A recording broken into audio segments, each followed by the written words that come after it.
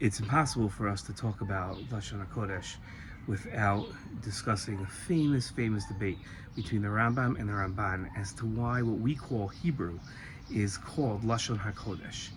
Lashon HaKodesh means that it is sacred language, kadosh language. Now, what does that mean to be kadosh language? What makes a language kadosh? So the Rambam has a very interesting opinion, which the Ramban disagrees with completely. And what the Rambam says is, if you look through all of the Torah and you take down all of Lashon HaKodesh and you write all about Lashon HaKodesh, you will see there are no words which you wouldn't say in front of your mother and you wouldn't get in trouble for saying in Lashon HaKodesh. In other words, it's a Lashon Nikiya. It is a clean language which has no aspects of anything that's dirty or like bad, like curse words or anything like that in Lashon HaKodesh, which is why the Rambam says it's called Lashon HaKodesh, because it has no bad words in it. Fascinating, right? The Ramban then, in a very funny comment, but he doesn't mean to be funny, starts listing all the words that you wouldn't say in front of your mother in Lashon HaKodesh that are written in the Torah. And he says to the Rambam, what are you talking about? There are all these bad words that we shouldn't be saying, and they're all in Lashon HaKodesh. That's not why it's called Lashon HaKodesh.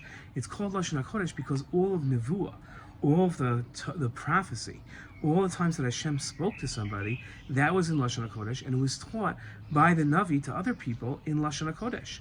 The Torah is written in Hebrew. It's written in that language. And therefore, the language is Kadosh, because the Torah is written in it. And when we study it, it's Kadosh. The Tfilos are written in Lashon HaKodesh in Hebrew.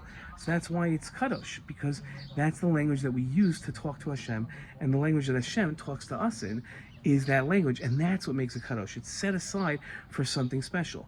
Kedusha doesn't mean that the thing has something really like a unique to it, or it has something that like is like has special sparks in it. Kedusha means that it's set aside for something. And Hebrew, the language that we find inside the Torah, is set aside for Torah, for Tefillah, and that's what makes it Kadosh, because it has this special, unique idea. Now take that to what we were learning about with Ben Yehudah and see which way you think the Rambam and the Ramban would think about Ben Yehudah. Something to think about. Shalom.